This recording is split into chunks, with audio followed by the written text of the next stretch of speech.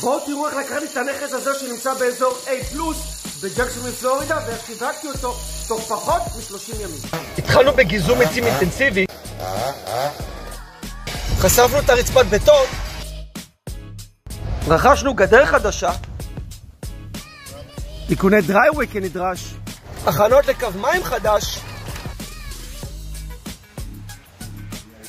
צביעה יסודית זה חובה, מנוע גרש חדש, מרזבים זה חובה, ריצוף פורצלן שהותקן בצורה מקצועית, המשכנו בזכוכיות למקלחת, אפוקסי תמיד מוסיף חן, דוד מים באינסטלציה, עבודות חשמל כנדרש, מזגן חדש זה תמיד יתרון, וסיימנו בניקיון.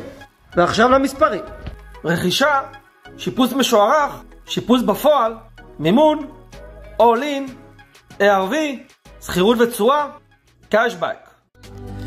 And tonight had something wonderful. My bad habits lead to late